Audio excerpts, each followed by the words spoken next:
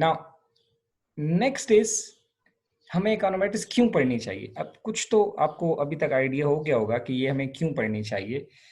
अब हम इसको देखते हैं कि इसकी वाइड स्प्रेड एप्लीकेशंस हैं या बस इसका कोई फायदा नहीं है.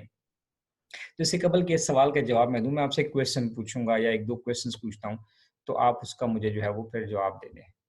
देखिए नंबर वन पे क्या है हमारे पास. अगर मैं आपसे ये पूछूं कि आपकी कंपनी आइसक्रीम बनाने की कंपनी है, तो आप उस आइसक्रीम की प्राइस को चेंज करना चाहते हैं. So how do you decide how much to charge for an ice cream. ये चेंज करना छोड़े, आपने कंपनी एक आइसक्रीम की बनाई है, तो आप उसकी प्राइस कैसे सेट करेंगे. या अगर आप सेंट्रल बैंक के गवर्नर हैं, या सेंट्रल बैंक का जो गवर्नर है आपके मुल्क का, आपकी जहां पर भी आप रह रहे हैं, उसने इंटरेस्ट रेट को चेंज करना है, तो वो कैसे डिसाइड करेगा. या मेरे ख्याल में जो है इंटरेस्ट रेट को मेरे ख्याल में 6% कर देना चाहिए, ऐसे करेगा. या जो बिजनेसमैन वही कहेगा I think prices should increase और डिक्रीज, ऐसे करो 5 रुपए कम कर दो. ऐसा नहीं होता. हमें इनके लिए कुछ कंक्रीट डिसीजन चाहिए थे. Business is a serious game. Government policy making is a serious game, right. अब इन क्वेश्चंस को या इस तरह के जितने भी क्वेश्चंस हैं, इनके जवाब के लिए हमारे पास इकोनॉमिक थ्योरी जो तो होती है, लेकिन वो दैट इज नॉट सफिशिएंट. अब देखिए इकोनॉमिक थ्योरी में ये तो बता रही है कि प्राइस आप बढ़ाएंगे तो डिमांड कम हो जाएगी, या प्राइस कम करेंगे तो डिमांड ज़्यादा हो जाएगी. या इसी तरह सेंट्रल बैंक के बारे में हमें हमारे पास थ्योरी है इंटरेस्ट रेट की, कि जिसमें है कि अगर इंटरेस्ट रेट बढ़ाएंगे तो इकोनॉमी जो है वो कॉन्ट्रैक्ट होने शुरू हो जाएगी. मॉनेटरी पॉलिसी में आपने पढ़ा होगा, ठीक है.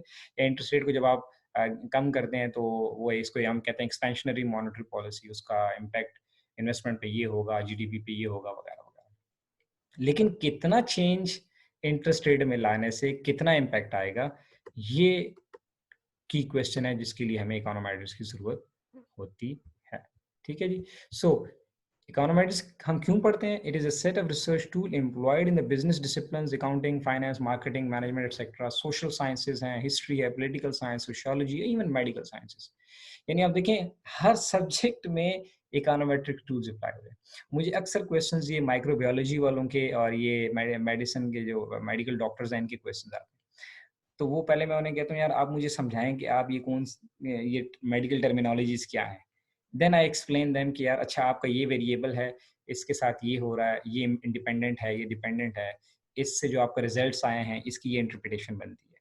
सो मेडिकल साइंस के अंदर, पॉलिटिकल साइंस, सोशल साइंस के अंदर, मैनेजमेंट साइंसेस के अंदर इनके टूल्स अप्लाई होते हैं, इकोनॉमेट्रिक्स के टूल्स अप्लाई होते हैं. It enables you to test hypothesis and predict the outcome. जितनी भी रिसर्चेस होती हैं उसमें जो हम हाइपोथेसिस बिल्ड करते हैं उसको टेस्ट करने के लिए हमें इकोनॉमेट्रिक्स की जरूरत होती है, और टेस्ट करके फिर हम फ्यूचर रिजल्ट निकालते हैं. जैसे मैंने कहा कि हमने एक हाइपोथेसिस था, लेट्स सपोज कि जी इंटरेस्ट रेट इंक्रीज करने से क्या होगा, इकोनॉमी श्रिंक कर जाएगी, मिसाल के तौर पे एक हाइपोथेसिस है. तो अब इसको हम डाटा लेके इसके ऊपर स्टैटिस्टिकल टूल लगा के इस पे रिजल्ट्स निकालेंगे, और फिर इसकी बेस पे हम कहेंगे यस ऐसा ही होता है और फ्यूचर में भी ऐसा होगा. अगर आपने इतना इतना इंटरेस्ट रेट बढ़ाया तो उससे इतना इतना इम्पैक्ट फलां फलां मैक्रो इकोनॉमिक वेरिएबल के ऊपर आएगा. It is used by researchers to quantify the relationship between two or more variables, like estimating the demand and product. देखिए हम जो रिलेशनशिप है उसको क्वांटिफाई करते हैं कि जी हमें ये तो पता है कि मोटिवेशन, लेट्स सपोज एडवर्टाइजमेंट करेंगे तो सेल्स बढ़ेगी, लेकिन कितनी एडवर्टाइजमेंट करेंगे तो कितनी सेल्स बढ़ेगी. या एक केमिकल जो है मेडिसिन में अगर आप देखें तो अगर उस एक केमिकल को हम चेंज करेंगे तो उसको अगर हम लेट्स सपोज 0.1 ग्राम उसका क्वांटिटी बढ़ाते हैं तो इसका किस किस वेरिएबल पे कितना कितना इम्पैक्ट आएगा. यानी आप इसको किसी भी इम्प्लीमेंट हवाले से इम्प्लीमेंट. आईआर के अंदर मुझे पिछले दिनों एक स्वीडन से एक स्टूडेंट ने मैसेज किया कि जी मेरा आईआर है, उसके अंदर ये क्वेश्चन, तो वो इंटरनेशनल रिलेशन, तो उसमें वो बता रहे थे कि जी जब ये पॉलिटिकल मूवमेंट होती है तो किस तरह लोग रिएक्ट करते हैं, कितना चेंज आएगा तो उससे कितनी मूवमेंट बिल्डअप हो जाएगी. यानी you see there is a wide spread application of econometrics. और अगर ये सारी बातें भी आपको फैसिनेट या हॉन्ट नहीं कर रही तो इस बात से आप इनकार बिल्कुल भी नहीं कर सकते, क्योंकि आप अगर बैचलर कर रहे हैं या मास्टर्स कर रहे हैं या एमएस एमफिल पीएचडी कर रहे हैं بغیر اکانومیٹرکس کے آپ کا تھیسس مکمل نہیں ہوگا اگر آپ کی کوانٹیٹیو اسٹڈی ہے. At least it's a basic ingredient in your thesis. جو ڈیٹا انالیسس ہوگا, جب آپ ڈیٹا کلیکٹ کریں گے اس کے اوپر جتنا انالیسس ہوتا ہے اس میں اکانومیٹرکس کا عمل دخل بہت زیادہ. اور جتنی آپ کی ڈگری ہائی ہو رہی ہے, مینس ماسٹر سے ایم ایس, ایم فل اور پی ایچ ڈی پہ جب جا رہے ہیں, اس میں اتنا ہی زیادہ اکانومیٹرکس کا رول ہے. اس کو سمجھے بغیر آپ اپنا تھیسس نہیں لکھ سکتے. پھر یا تو آپ کو کسی سے لکھوانا پڑے گا, کچھ کرنا پڑے گا, یا کر بھی لیں گے تو وائوا میں تو آپ ہی نہیں فیس کرنا ہوتا ہے, ٹھیک ہے, جب ڈیفینس ہوتا ہے. تو اس سبجیکٹ کو سمجھنا بہت ضروری ہے.